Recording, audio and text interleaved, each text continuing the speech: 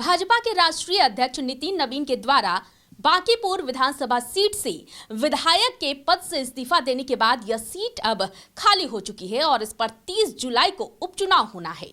लेकिन सबसे बड़ा सवाल ये उठता है कि आखिर भाजपा अब किस पर भरोसा जताएगी, क्योंकि अब तक ये जो सीट है वो हॉट सीट बन चुका है। नमस्कार, मैं हूं आपके साथ प्रीति और आप देख रहे हैं सच टॉक्स। आपको बता दें कि नितिन नवीन ने जब इस्तीफा दिया था इस अपने विधायक के पद से, तब से इस सीट को लेकर लगातार जो सियासत है वो चल रही है। एक तरफ जहां आपको बता दें कि भाजपा 30 सालों से ये भाजपा का गढ़ बना हुआ है, 30 सालों में भाजपा इस सीट से कभी भी चुनाव नहीं हारी है, तो वहीं दूसरी तरफ अब सवाल ये उठता है कि जब नितिन नवीन ने यहां से इस्तीफा दे दिया है तो अब भाजपा किस पर अपना भरोसा दिखाएगी। जो इस वक्त के खबर सामने आ रही है उसके अनुसार भाजपा के जो राष्ट्रीय अध्यक्ष हैं नितिन नवीन, उनके पिता के बेहद करीबी माने जाने वाले नील रतन घोष पर भाजपा अपना भरोसा दिखाने जा रही है।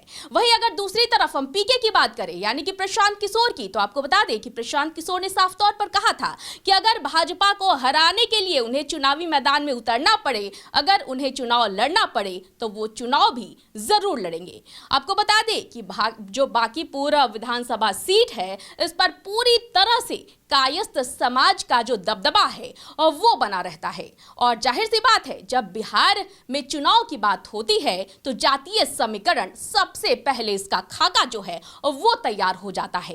कहा जाता है कि बांकीपुर एक ऐसा सीट है जहां पर जो कायस्थ समाज के लोग हैं वो निर्णायक भूमिका में होते हैं। यहां पर ब्राह्मण, भूमिहार या और भी सवर्ण समाज के लोग रहते हैं, लेकिन निर्णायक की जो भूमिका होती है वो कायस्थ समाज की होती है।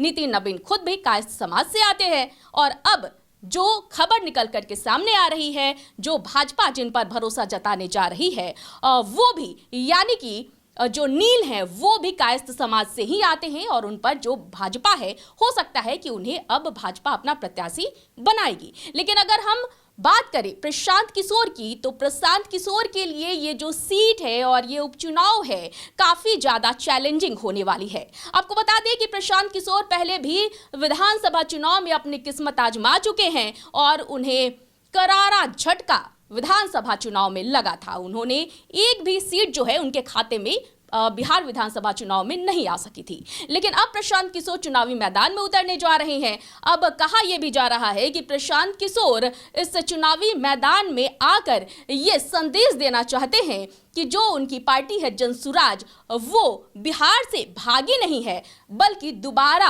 अपना पैठ जो है वो बिहार में जमाएगी। हालांकि देखना यह दिलचस्प होगा कि आखिर जो बांकीपुर विधानसभा की जनता है वो किस पर भरोसा जताती है। 30 वर्षों से एक तरफ वो पार्टी है जिस पर लगातार बांकीपुर की जनता जो है वो भरोसा जताते आई है, तो वहीं दूसरी तरफ एक पढ़े लिखे जो प्रशांत किशोर हैं वो, तो देखना यह दिलचस्प होगा। हालांकि क्या कुछ इस पर खबरें जो है वो निकल कर सामने आती है और भाजपा किसे पूर्ण रूप से किस पर अपना मोहर लगाती है, किसे अपना प्रत्याशी बनाती है, ये तो आने वाला वक्त ही बताएगा।